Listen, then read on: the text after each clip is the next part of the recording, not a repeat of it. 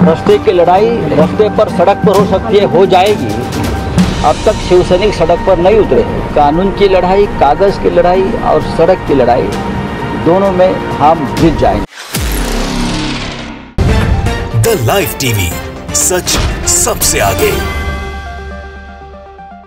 शरद पवार से मुलाकात के बाद संजय राउत ने अब बड़ा ऐलान कर दिया है दोस्तों। इस ऐलान के बाद बागियों के पैरों तले जमीन खिसक जाएगी। साथ ही संजय राउत के इस बयान से ये बिल्कुल साफ हो गया है कि महाराष्ट्र के दरवाजे बागियों के लिए या तो बंद होंगे, या अगर ये लोग महाराष्ट्र वापस लौटते हैं तो उद्धव ठाकरे के समर्थन में पूरी की पूरी शिवसेना सड़क पर आकर विरोध करने वाली है। नमस्कार, मेरा नाम है जयंती झा और आप देख रहे हैं द लाइव टीवी।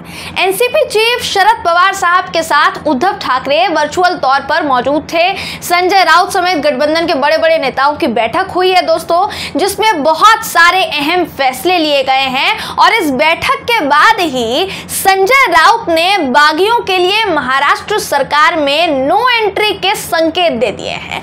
इस मीटिंग के बाद संजय राउत के तेवर जो नजर आए हैं ना दोस्तों, वो बीजेपी और शिवसेना दोनों को ही चेता रहे हैं। उन्होंने साफ तौर पर कहा है कि अब ये राजनीतिक लड़ाई नहीं बल्कि कानून की लड़ाई बन चुकी है। बिल्कुल कानून की लड़ाई बन चुकी है और इस कानून की लड़ाई में हम जीतेंगे। उन्होंने महाराष्ट्र में शिवसेना को तोड़ने वाले बागियों के लिए इसे कानून की लड़ाई बताया, कागज की लड़ाई बताया और सड़क की लड़ाई बताया। लेकिन उन सबसे पहले संजय राउत ने शिवसेना के बागियों को सड़क की लड़ाई को लेकर जो चेतावनी दी है दोस्तों, उस पर गौर करना बहुत जरूरी है। शिवसेना सांसद संजय राउत ने कहा है कि अभी सड़क की लड़ाई शुरू नहीं हुई है। शिवसैनिक जो हैं अभी सड़क पर उतरे नहीं हैं। वो क्या कुछ कहते हुए नजर आए दोस्तों, संजय राउत ने क्या कुछ बयान दिया है, आपको वीडियो दिखा देती हूँ बाकायदा।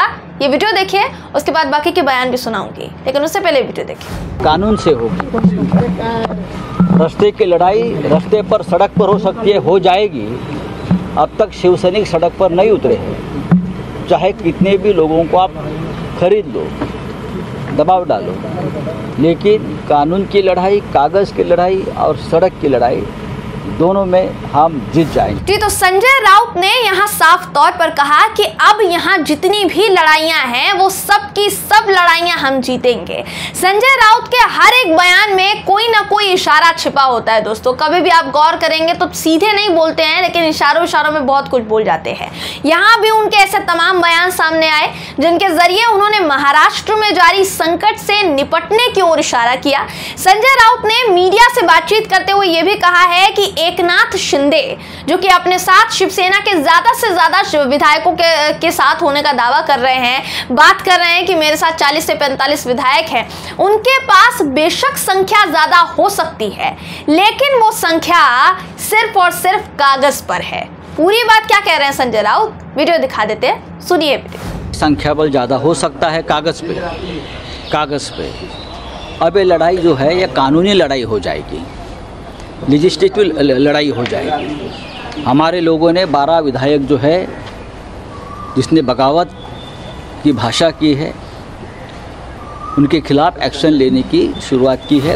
जी, तो संजय राउत कहीं ना कहीं इशारा कर रहे हैं कि एकनाथ शिंदे अपने साथ जिन विधायकों के होने का दावा कर रहे हैं वो सिर्फ और सिर्फ कागज पर है, हकीकत कुछ और है, असलियत नहीं है वो जो वो कर रहे हैं दावा।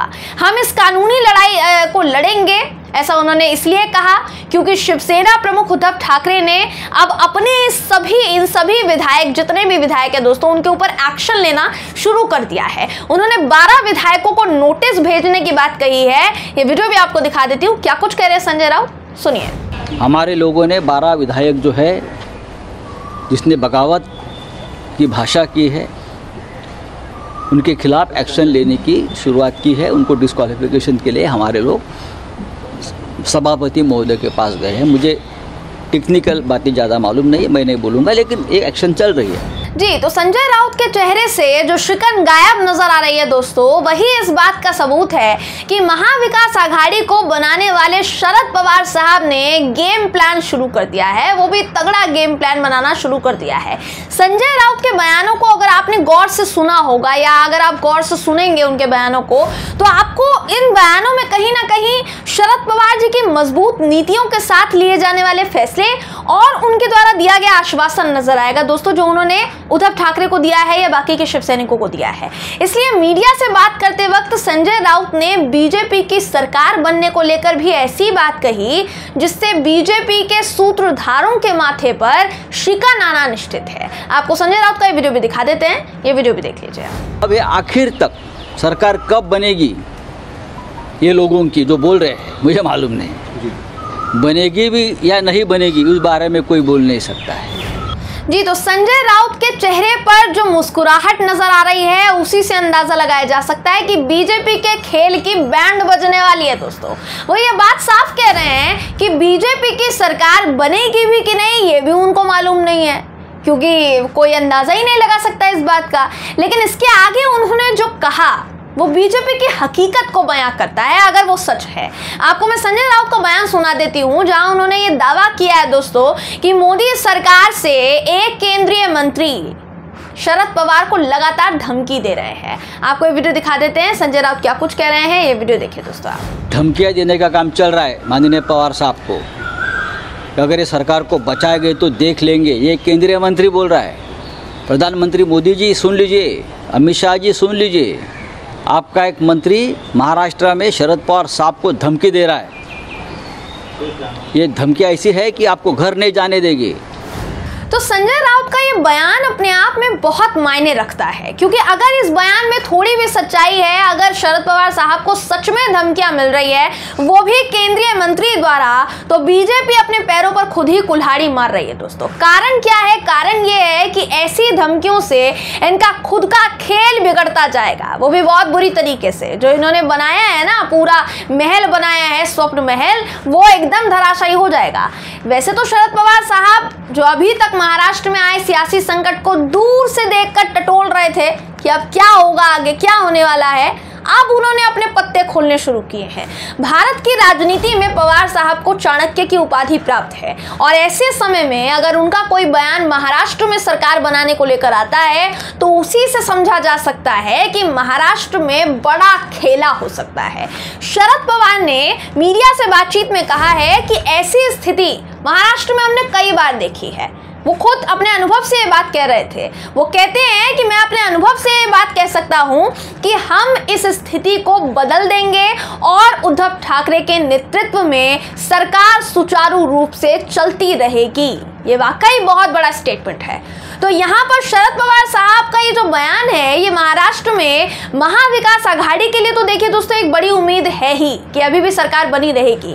वहीं भाजपा और एकनाथ शिंदे गुट के लिए एक बहुत बड़ा झटका साबित हो सकता है पूरा स्टेटमेंट। शरद पवार जी ने 2 साल पहले भी महाराष्ट्र की सियासत का अध्याय अपने हाथों से लिखा था, और अब 2.5 साल बाद जो सरकार उनके रहते बनी उस पर जारी संकट को खत्म करने के लिए अब उन्होंने कदम आगे बढ़ाने शुरू कर दिए हैं। बीजेपी जिन चाणक्य की नीतियों से चल रही है, मुझे नाम बताने की जरूरत नहीं है दोस्तों, आप खुद समझ सकते हैं बीजेपी का चाणक्य किसको कहा जाता है। तो जिनकी नीतियों से चल रही है बीजेपी, वो नीतियां तो देश की जनता भी समझ रही है, राजनीति में भी विपक्ष भी समझ चुका है। लेकिन असल चाणक्य की भूमिका हमेशा से ऐसे सियासी संकट के बीच नजर आई है, और इस समय शरद पवार साहब वही भूमिका अदा कर रहे हैं। इसलिए फिलहाल देखना यही है दोस्तों कि महाराष्ट्र में शिव सैनिकों का आक्रोश जो अभी तक बागी विधायकों के खिलाफ सामने नहीं आया है, अभी तक बागी विधायकों के खिलाफ फूटा नहीं है, जिनको वो गद्दार बता रहे हैं, क्या वो आक्रोश सचमुच सड़कों पर आने वाला है जैसा संजय राउत दावा कर रहे हैं यहाँ पर।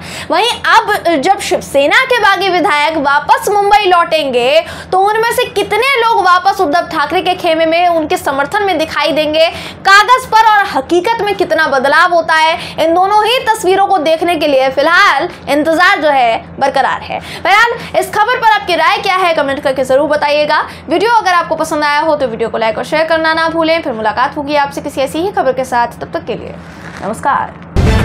द लाइव टीवी, सच सबसे आगे।